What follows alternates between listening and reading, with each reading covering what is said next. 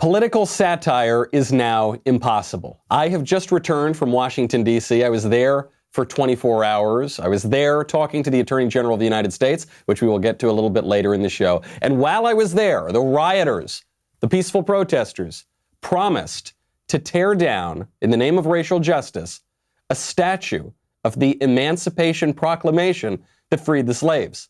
Yes, this famous statue in Washington, D.C., the Emancipation Proclamation statue, is one of Abraham Lincoln and a freed slave. It was paid for in 1876 by black people recently freed to honor the man who freed them, to honor their freedom. And now that statue to freedom is considered racist. They are tearing it down. Here are the geniuses who want to pull down our history. Our team today, some of my members out here, we don't want to tear down the statue today. We understand. We don't want to do it today. We are going to be doing it on Thursday at 7 p.m. Okay? Thursday at 7 p.m. Say it. Thursday? Thursday. At 7? At 7 p.m. p.m. Okay. So we're not going to be just sitting idly on the side, going to Black Lives Matter Plaza. No, we're not doing that no more. We are going to show up and wake these rich white people up. Gonna wake those rich white people, rich white people like Abraham Lincoln. Now, Thursday at 7 p.m. came and went. As you might imagine, the rioters are not the most reliable people on earth, but they still plan to pull down the statue. D.C.'s fake congressman, Representative Eleanor Holmes Norton, has called for the statue to come down. D.C.'s mayor has suggested the statue might come down. But we can't pretend any longer that this is about police brutality or systemic racism or about the Confederacy or the slaves, because right now we're talking about a statue of the guy who freed the slaves, who beat the Confederacy. The anarchists are targeting the most ironic man. They're making it explicitly about race, and ironically, all that could do is gin up racial tensions. We'll get into it. I'm Michael Knowles. This is The Michael Knowles Show.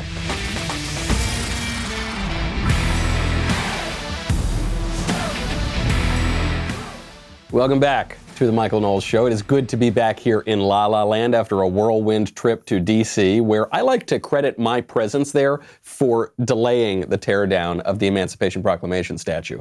I have no evidence that that is true, but look, it's a coincidence, and so clearly there's something there. But before we get into that, because there's a racial point here that I think the anarchists and the radicals who defend them are completely missing. And it's pretty ironic. But first, the question I asked on our last show was, should Trump use force on the CHAZ choppers? And the best comment came from No Thanks, who said, Trump should definitely use force. At the very least, we need a presence in Somalia. We can call it Mogadishu. So, good point. Although, unfortunately, CHAZ may be going the way of the dodo, which we will get to in one moment. First, also, I have to thank our friends over at Quip. You know, your routines over the past few weeks and months have probably gotten a little wonky. They've gone up and down. Time seems to have stood still. But hopefully, one habit that didn't go away is brushing your teeth. It's an important one. And the Quip electric toothbrush has timed sonic vibrations with 30-second pulses to guide a dentist-recommended 2-minute routine. There's even a size-down version designed for kids. Paired with Quip's anti-cavity toothpaste in mint or watermelon, you get all the ingredients teeth actually need and none that they don't. It's very important to have an electric toothbrush. I used to have the old-fashioned kind, which is basically just a stick rubbing against your teeth. You got to get an electric toothbrush. Quip also has an eco-friendly refillable floss and with a dispenser that you keep for life and expanding string that helps to clean in between. Quip brush head, toothpaste, floss refills are automatically delivered on a dentist-recommended schedule every 3 months for just $5 each. You're not going to beat that. $5 each, and shipping is free. Join over 3 million happy customers. If you go to getquip.com/Michael right now, you will get your first refill for free. That is your first refill free at getquip.com/Michael. getquip.com/Michael. Quip, the good habits company. Obviously, that rioter who talked about pulling down the Emancipation Proclamation statue is speaking in explicitly racial terms, because he also was rallying everyone to go show up to Mitch McConnell's house and other people. He said, we're going to keep these rich white people up. It's all about white, white, white. And obviously now they can no longer say that it's about tearing down statues of slavers because Abraham Lincoln freed the slaves. They can't say it's about tearing down, I don't know, the Confederate flag because you're talking about the man who saved the Union. It's a white thing for a lot of people, and that is true even of a lecturer at Cambridge University who tweeted out, "Abolish whiteness." This lecturer's name is Priyamvada Gopal. A lot of people reported her, because imagine if you said abolish Mexicans, abolish blackness. If you said those things, that's, I suppose, threatening. It's at least wishing ill on a whole group of people, and so you would be taken down. Twitter the other day took down, or censored rather, a tweet from President Trump because he said he would enforce the law against criminals. He said, we're going to enforce the law against criminals. They said this is violent, it's threatening harm to other people, and yet Abolish Whiteness stays up on Twitter. And then what's even crazier is the way that Cambridge University reacted to the tweet was to give this woman a promotion. She went from a lecturer to a full professor, which tells you just about everything that you need to know about the academy. But the tweet got me wondering, what is whiteness? This is a term that's come up among these radicals. Abolish whiteness. Whiteness is toxic. What is whiteness? I don't think about whiteness very much. When I think about how I identify in my life, white is very low on the list. What constitutes my identity? Well, I'm Catholic. If we wanted to get specific nationally, I guess I'm of Italian extract. Still don't think about that as white. A lot of people wonder if Italians are white. We're a little bit swarthy. I think that I'm a New Yorker. I was born in New York. Well, I live in Los Angeles now. I'm an American. Obviously, that's way up there on the list. I'm a man. That's way up there on the list. Whiteness is very low. And I'm not the only one who thinks this way. It turns out white people have a very low racial consciousness. So Pew Research did this survey it's the Race in America survey, 2019.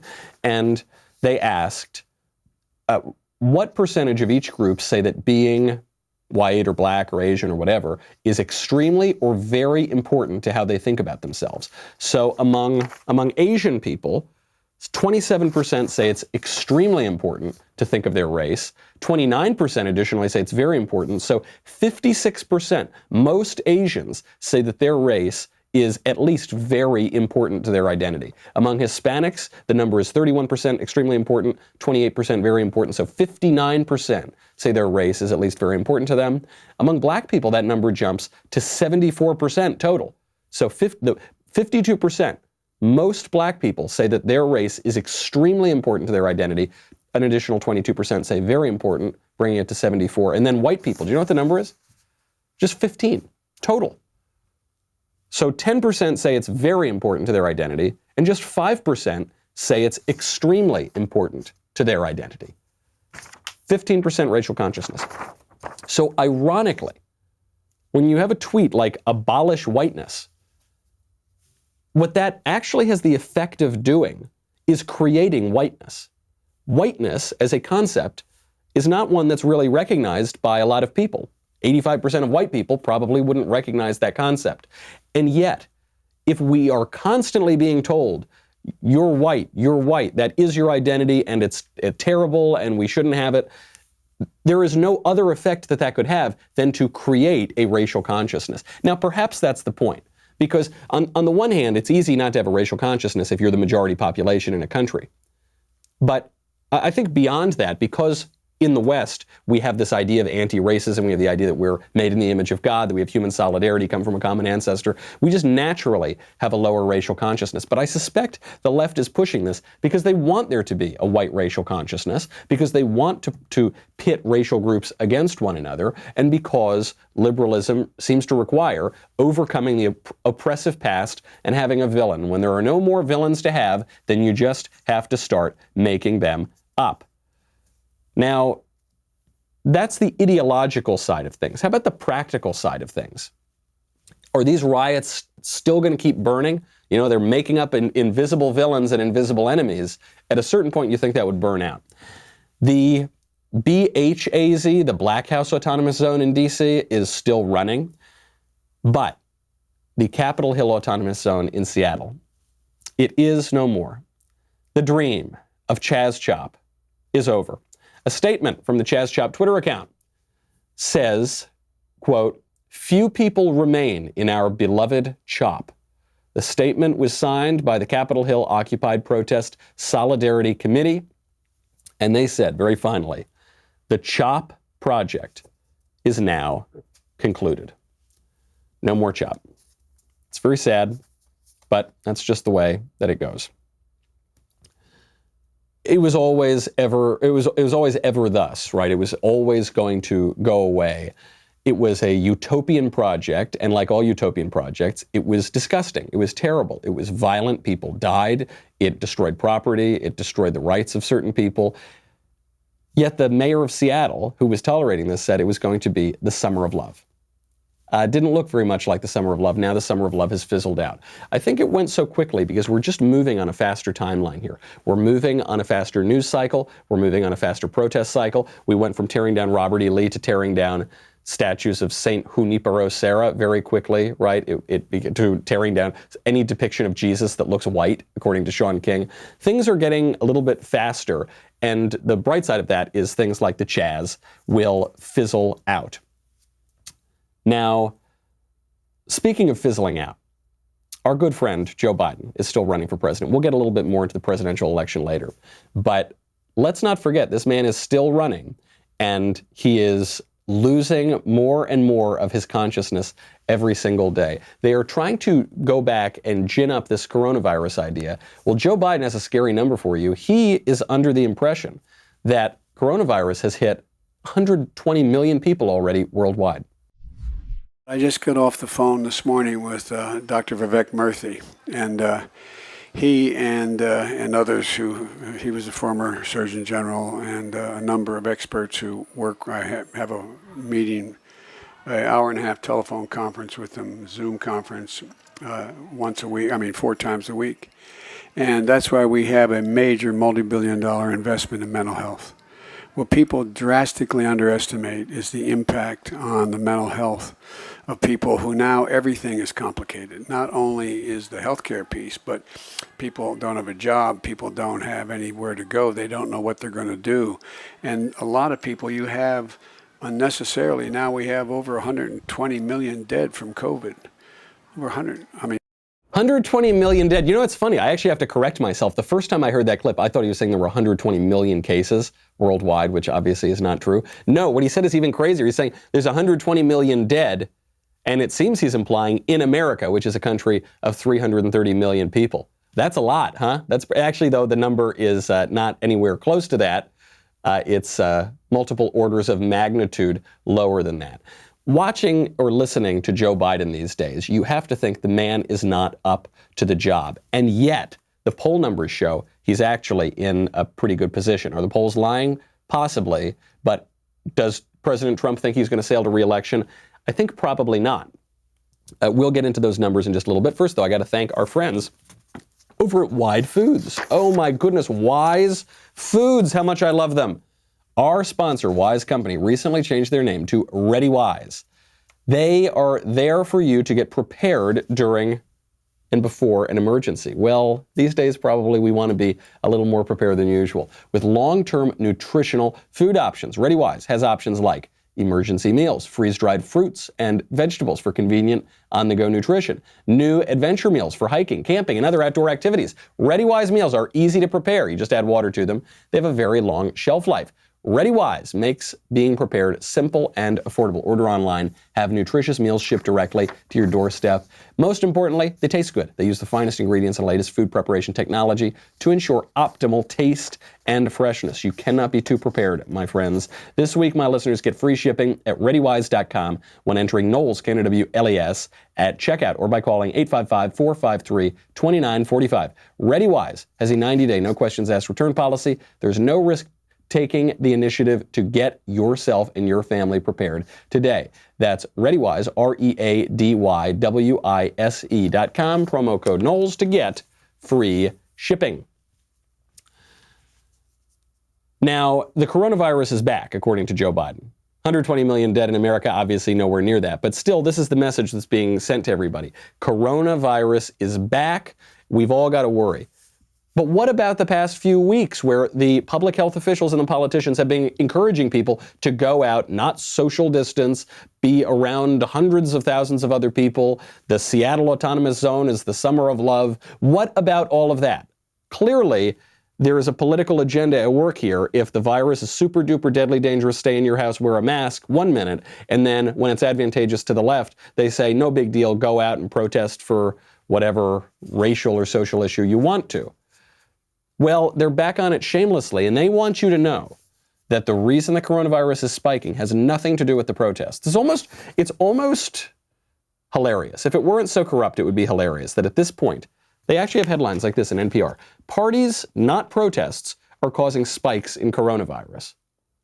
Parties. So those scenes that you've seen for weeks now of hundreds of thousands of people together, that has nothing to do with coronavirus, but when you go over and have dinner with your friend, that is what's causing the spike in coronavirus. You remember the public health officials, 1,200 of them at least, signed a petition that said that you should encourage the protests because white supremacy is a public health issue that is causing coronavirus to spike. I kid you not. And social justice protests, SJW, radical BLM protests, will actually help reduce the spread of coronavirus. Based on what? Based on science, I guess. Another article, this one just came out yesterday. Black Lives Matter protests haven't led to COVID spikes. It may be due to people staying home. Oh, that's why we're getting a spike because people are staying home. All right, then lift the lockdown orders. They're probably not going to support that either. All they want to do, though, is protect BLM or Antifa or the CHAZ chop zone. All they want to do is protect anything that can hurt Trump. And they will not permit any of that to lift for the next 5 months. It is all about the presidential election. And the sad thing is it may be working. I mean, even just the next time they bring up the masks to you, a word to the wise, point to Denmark, point to Finland, point to Norway, point to Sweden, all of which governments are advising against wearing the masks in public. But the masks, as we know, have become a political symbol. Joe Biden, when he was giving a speech, wore the mask dangling from his ear. Wasn't covering his face, so it wasn't preventing the spread of the virus, but he couldn't take it down because now he's telling everyone they have to wear the mask. It's just dangling from his ear. That's the political symbol.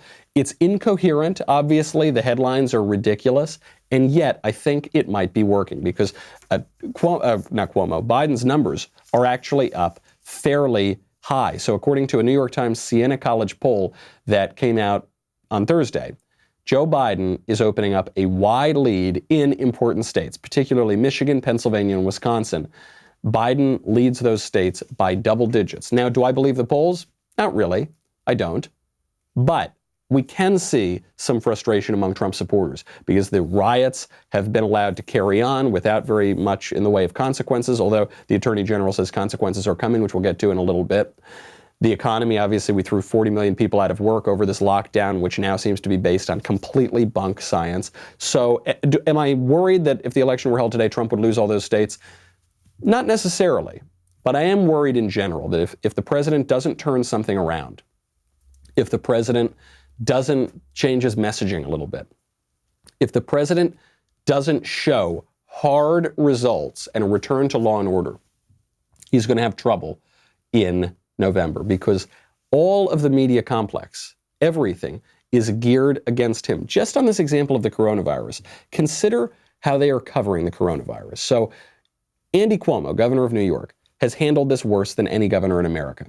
New York got hit the worst. They dealt with it the worst. They had no idea how to keep their hospitals open. They had no idea. They had to call in the federal government for that. They had no idea how many ventilators they needed. Then they got it wrong the first time on they had too few. Then they had too many. They then sent sick people into nursing homes, the most vulnerable population, killed thousands of elderly New Yorkers. I mean, it's just been a bungled disaster, and the fault lies at the feet of Governor Andrew Cuomo. But you wouldn't know that if you watch the mainstream media because the coverage he's getting is on a television show hosted by his brother on CNN. Watch the Cuomo Love Fest. Take a listen. Everything that he ever said mattered to him about public service is what you demonstrated right here. and right now, during this period when your state needed it most. And I hear it all the time. Not everybody likes you. Not everybody likes me. Everybody seems to like Pop now. That's the benefit of being out for a while, maybe gone. I just hope you recognize what even I'm able to recognize, being spawned from the same wolf pack. I hope you are able to appreciate what you did in your state and what it means for the rest of the country now, and what it will always mean to those who love and care about you the most. I'm wowed by what you did, and more importantly, I'm wowed by how you did it. This was very hard. I know it's not over, but obviously I love you as a brother. Obviously I'll never be objective. Obviously I think you're the best politician in the country. But I hope you feel good about what you did for your people, because I know they appreciate it. They don't appreciate it. They don't like it because what you did is kill people unnecessarily through very stupid policies. He did, I mean, just consider this. In the same interview, Andy Cuomo attacks the governor of Florida, Republican governor of Florida, and says that he gambled on the virus and he lost. New York has 10 times as many coronavirus deaths as Florida. 10 times. Florida reopened early. New York did not. They've been playing this up in the press as what a great job Andy Cuomo did. Cuomo's response to the virus led to more deaths than the Republican response in Florida. That's not the way it's going to be played. If they can lie as brazenly as all that, consider how the rest of the election season is going to play out. Trump has got to get on top of this messaging. It tends to be his strength. I mean, that's why he uses Twitter, but now Twitter is censoring him, right? He uses Twitter to speak directly to the American people. Well, now big tech is going to shut that down too. Everything about the deck of this election is stacked against President Trump, but he's got to get tougher on his messaging. Otherwise, how do you stand up to these corrupt institutions?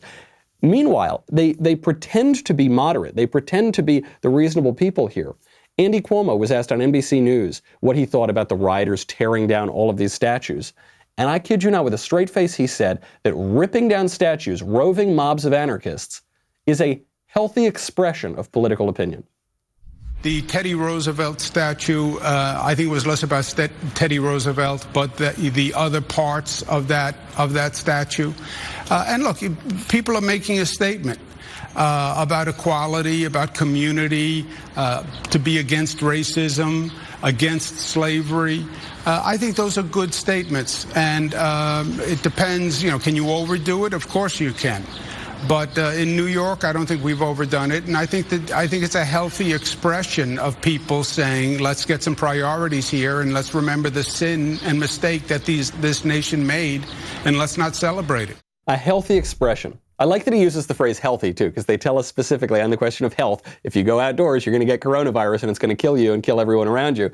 But when you're gathering to tear down statues, that's healthy. And obviously, on the metaphorical sense, it's not healthy either as a country to just roam around and rip down your own history, to hate yourself as a nation and to destroy property. Nothing about that is healthy. But what he does is he equates tearing down statues with opposing racism and opposing slavery. Let me ask you something. How many people do you know these days who are pro-slavery? They've got bumper stickers, and one of the bumper stickers is, I support slavery. Bring back slavery. Nobody. Nobody is pro-slavery. And yet it's this rhetorical sleight of hand. He's saying, look, they're making this bold statement, this brave, courageous statement that they oppose racism and slavery. And so we've got to let them make that expression. It's the same thing we've been talking about for a long time, which is they have to set up fake villains. Early on, they said that all these riots, all this mayhem, it's being caused by white supremacists. How many white supremacists are there in America? Like 3? We went through the numbers. Very few people have any sort of white racial consciousness at all. And I think the only people wearing Klan hoods anymore, well, actually, the Democrat governor of Virginia, I guess he would be one. We have photographic evidence of that, not that it caused his reputation to be canceled at all. But they have to invent this imaginary enemy. And so that's what Cuomo does with a straight face. Yeah, we're the brave few who oppose slavery and racism. The implication being, by the way, that if you oppose the tactics of these anarchists and Marxists, then you support slavery and you support racism. That's the way it is. So they'll cancel U.S. Grant. They'll cancel who won the war that freed the slaves. They'll cancel Abraham Lincoln, the president who freed the slaves. They'll cancel Saint Junipero Serra. They'll cancel Jesus himself. They'll cancel all of these people. Now, the cancel culture is having an effect beyond this. There was a person that I had never heard of until yesterday who is one of the most prominent YouTubers. Her name is Jenna Marbles. And very important stuff, Jenna Marbles. Jenna Marbles has a YouTube channel of 20 million people. 20 million subscribers. She's been around making videos now for 10 years. And they're just kind of funny videos. Well, she's quitting now. She's quitting the whole thing because people are digging up old videos of hers that she had deleted where I guess she told some jokes that she now thinks are offensive. And they're trying to ruin her reputation 10 years after the fact, after they were deleted. Here is her tearful goodbye. And I don't want to put anything out in the world. It's going to hurt anybody. So I need to be done with this channel for now or for forever. I don't know. So, all right. Good talk. See you guys. Miss Marbles is apparently such a prominent YouTuber that she actually has a statue at Madame Tussauds Museum. Although, certainly that statue at this point, all the statues are coming down, and especially that one of her. That line, she says, I don't want to put anything out in the world that hurts anybody. This is the problem. What we're now being told is that if a person has done anything bad ever, anything that is not perfect, that is grounds to tear down the statue. But consider the argument in all of these shootings. And all of the shootings that allegedly led to the protests. Candace Owens got in a lot of trouble because she pointed out that the media haven't told the whole story about some of these officer-involved killings, and that in some cases the people who were killed had a long criminal rap sheet. Maybe they were committing crimes at the moment that they were killed. The response to that, the popular response is, how dare you bring up that person's past? That person's past has nothing to do with what happened in that moment, and we shouldn't judge a man based on the bad things that he did in his life. Even if they've done years and years of long, terrible things, beat their wife, abused their kids, we can't judge them for any of that. We should only judge them on their few best moments. And yet the statue argument, the cancel culture argument is, doesn't matter how much good you do in your life, if you've committed one or two bad things, that's what you should be judged by. The double standard is absurd, and it's obviously incoherent. But we're long past the stage of making finely tuned arguments. This is about brute political force. This is about an ideological group clubbing everybody on the head for their own interests. Whether their arguments make any sense, that isn't the point. This is a bare-knuckle brawl, at least until November. And I think, unfortunately, one side of this is going to go wishy-washy and buy into the lying premises of guys like Andrew Cuomo and the anarchists and the avowed, admitted Marxists who are running BLM. And they'll say, well, I just don't want to hurt anybody. Please don't come after me. I'll quit. We can't quit, folks. We can't quit. This is the fight. We're in it now. And you can either stand up and fight that fight and hopefully preserve America before they tear the whole thing down, preserve American solidarity before they divide us up completely, or you can surrender. Well, that's it. Luckily, I sat down with a fighter yesterday, 2 days ago in Washington, D.C. I was there for 24 hours, and as part of my show with Senator Cruz, Verdict, we sat down with the man, the myth, the legend, the Attorney General of the United States, William Barr. Take a listen to a quick part of our conversation. Senator, you have brought a friend. Thank you, Mr. Attorney General, for being here. You know, the news broke just moments ago that you will testify before the House Judiciary Committee next month. So we are honored that you would sit down with us first and very much appreciate it. I want to get right into this. Obviously, there's so much going on. And it occurs to me, we have a man who writes the laws. We have the man who enforces the laws. And we have popular calls for utter lawlessness in the country. How do we restore order? Well, it's going to take both state and local government as well as federal government. The federal government is best positioned to address this kind of violence and lawlessness after it occurs because we don't have FBI agents walking the beat. And in fact, when the real violence started around May 25th, 6th, and so forth, we started using our joint terrorist task forces around the country. And there are 35 of them around the country. It involves all state and local in those jurisdictions and all the federal agencies. And it's the system we designed to follow terrorists. And now they are starting to go full bore, cranking out investigations, indictments against the people who were involved in this violence. So we've had scores of indictments already for such things as arson, destruction of federal property, things like that. And we have right now about 500 investigations underway. So it's picking up pace, and we are committed to holding accountable the people who are engaged in this. But we still have to try to stop it before it happens, and that's where the burden is right now on state and local. And in many places, they're not stepping up to the plate. They're not doing their job. So I know it's early, but how much indications are y'all seeing of coordination and planning rather than spontaneous acts of violence? Right. We are seeing strong evidence of coordination in many of these violent episodes. Fundamentally, what you have here is you have demonstrators. Some of them go there with the intent of demonstrating, but you have a group of provocateurs and agitators, sometimes a significant group, that try to convert those into violent activity. And they seem to be very well coordinated when they show up. A number of them are associated with the movement called Antifa, but they go by various names, but frequently anarchistic. They want to tear down the country.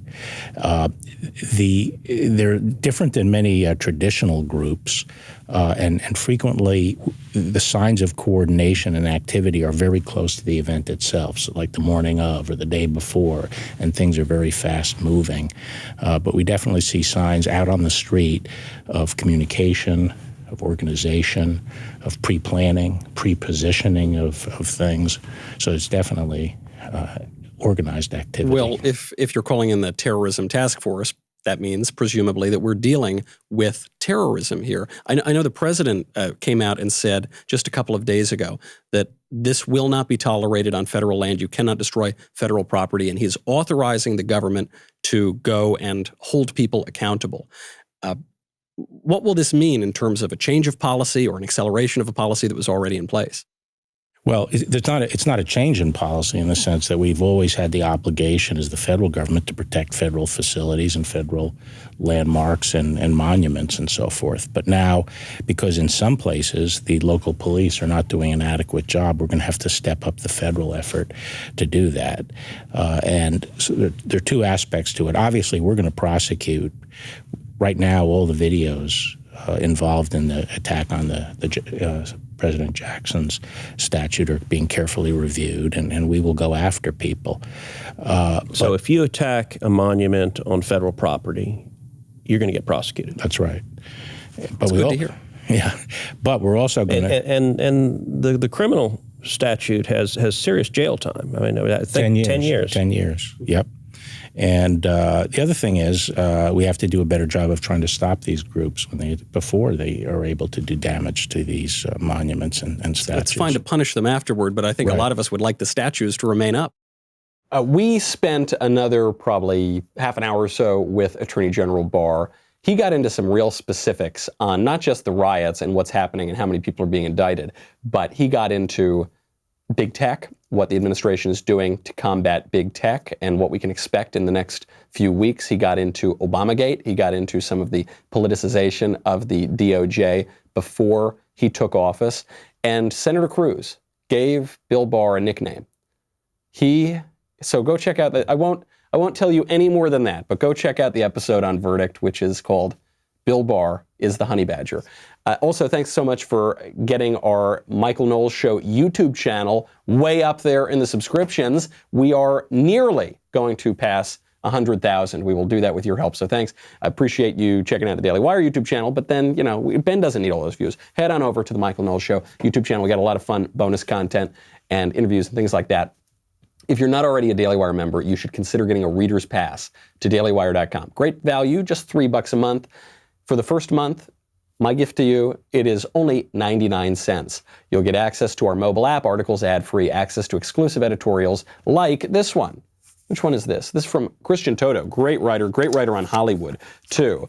And Toto has an article up now just for Daily Wire members. Fallon, Kimmel, and Stern, here's the naked truth behind cancel culture. Gives you a real insider view into Hollywood from a conservative perspective. We have so many other pieces back there from a lot of different other writers. So head on over, dailywire.com/subscribe. We'll be right back with the mailbag.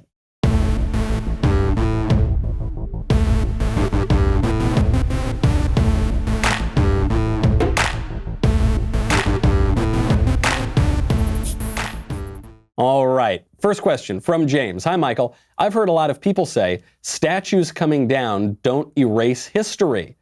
Read a book. What are your thoughts on this? Thanks. This is an excuse made by people who are trying to rewrite history. So it's true, as long as you're not burning books, which is going to be the next thing that they try to do. They're already rewriting historical books, and they're already kicking many books off of curricula and already banning books from schools. But let's say it were true. Let's say you could read the history in the book. That's all well and good, but very few people read books. Something like only 30% of Americans read a book at all last year.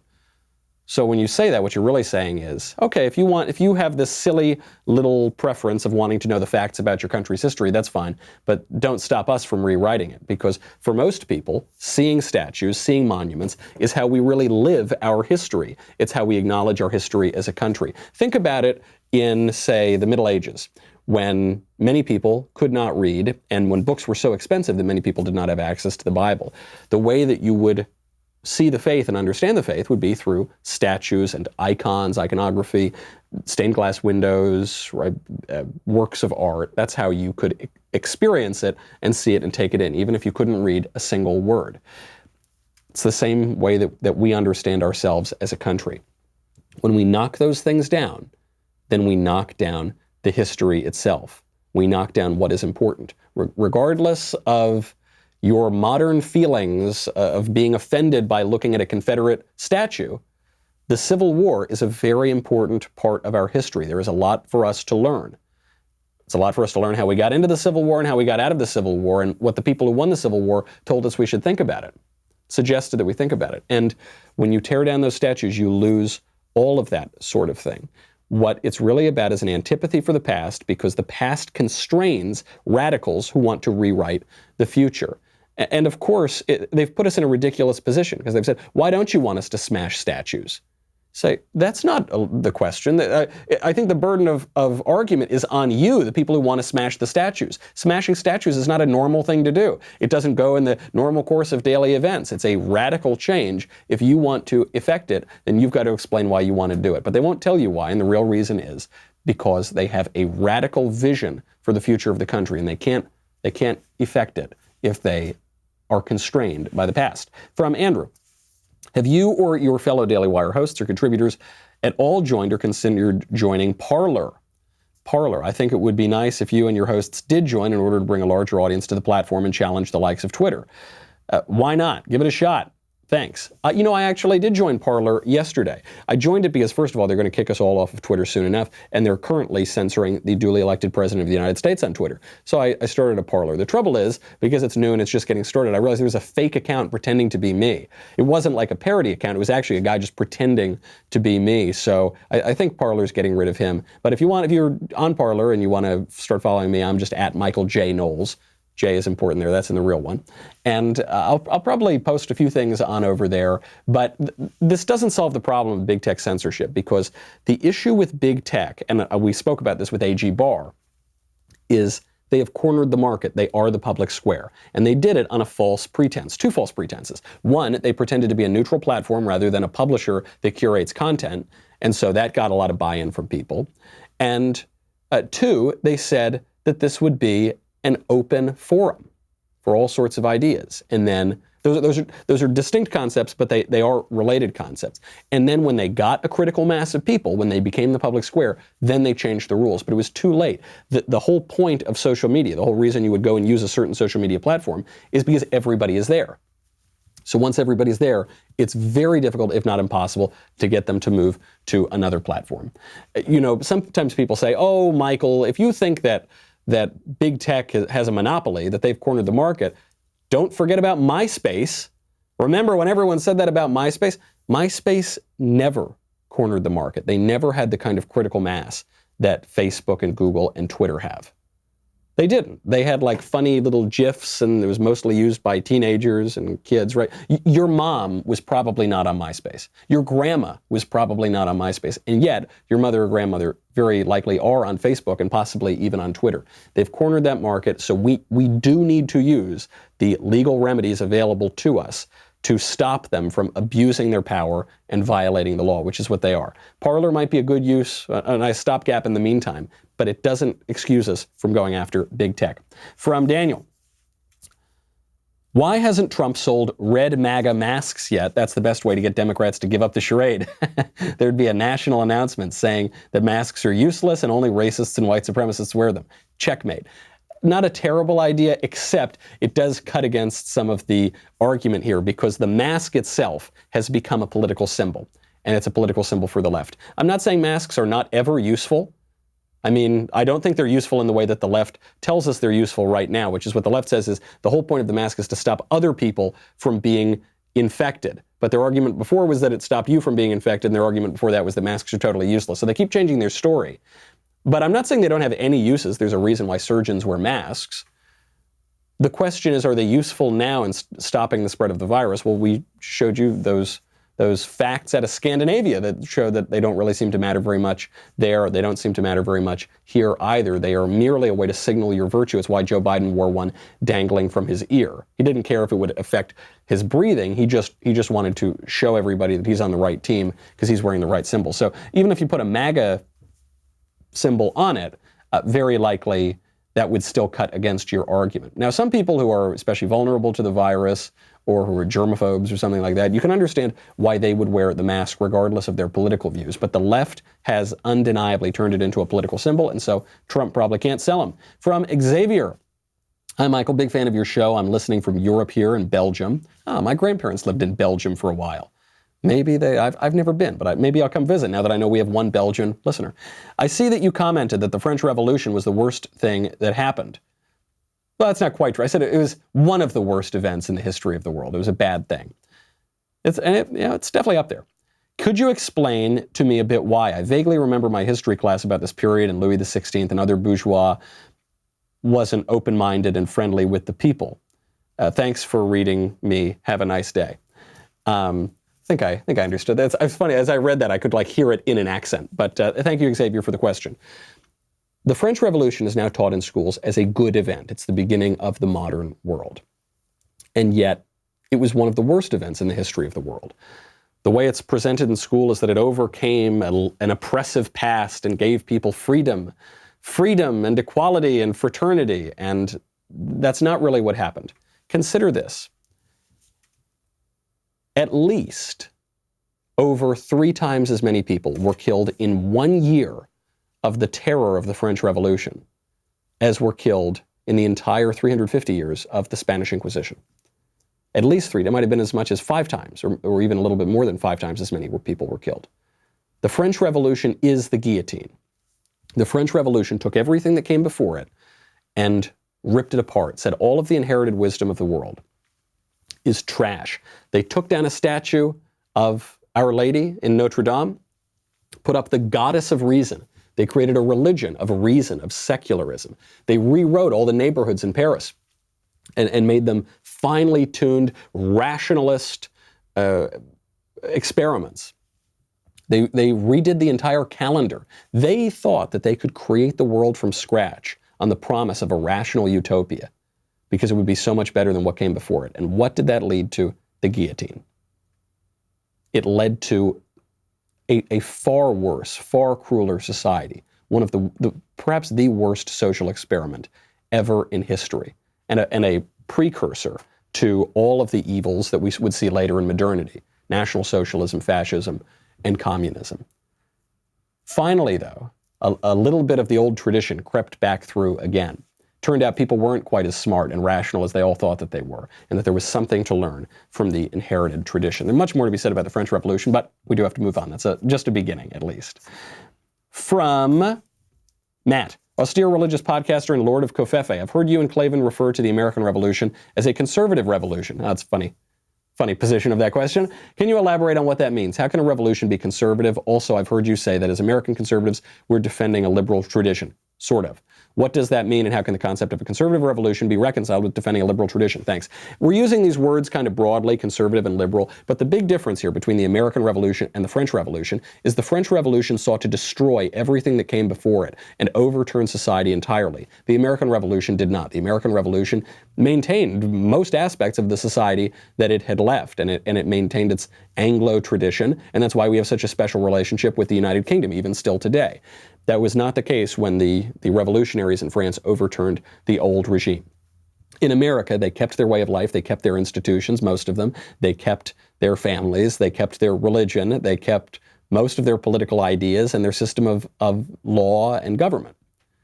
In France, they did not. They overturned all of those things in France. And so the American Revolution is far more conservative. You could call it a conservative revolution. That's why Edmund Burke defended the American Revolution and opposed the French Revolution in his most famous work, Reflections on the Revolution in France, which was the beginning, in many ways, of modern conservative political philosophy. Now, in America, we do have this liberal tradition in the sense that some of the prominent liberal thinkers impacted the way that we thought about our government.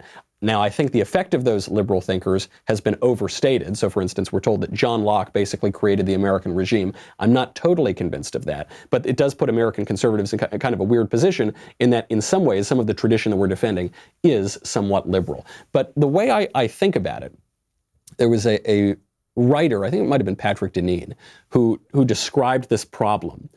And the problem is that we have this high-flying Lockean liberal language in documents like Declaration of Independence, and yet we had a very conservative society. And though I think it was Deneen, but it was one of these conservative writers who's writing today, described that as saying that Americans in the revolutionary era talked like Lockeans. They talked like liberal revolutionaries, but they lived like Burkeans.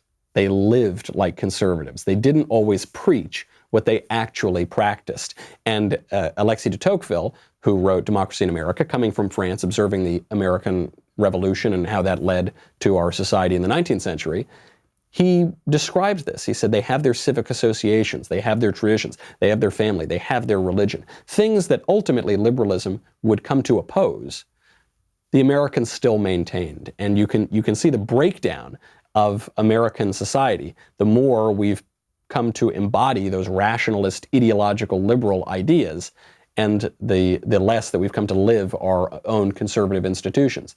Probably the only way we're going to be able to get that back is if we can rebuild those institutions and turn down the ideology. That's the battle we've got right now in CHAZ and CHOP and all the way to November. Will we stand up or will we surrender?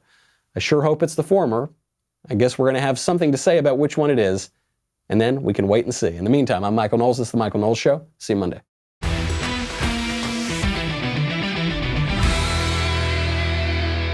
The Michael Knowles Show is produced by Ben Davies. Executive producer, Jeremy Boring. Supervising producers, Mathis Glover and Robert Sterling. Technical producer, Austin Stevens. Assistant director, Pavel Wadowski. Editor and associate producer, Danny D'Amico. Audio mixer, Robin Fenderson. Hair and makeup, Nika Geneva. Production assistant, Ryan Love. The Michael Knowles Show is a Daily Wire production. Copyright Daily Wire 2020. You know, the Matt Walsh Show, it's not just another show about politics. I think there are enough of those already out there. We talk about culture because culture drives politics and it drives everything else. So my main focuses are life, family, faith. Those are fundamental, and that's what this show is about. I hope you'll give it a listen.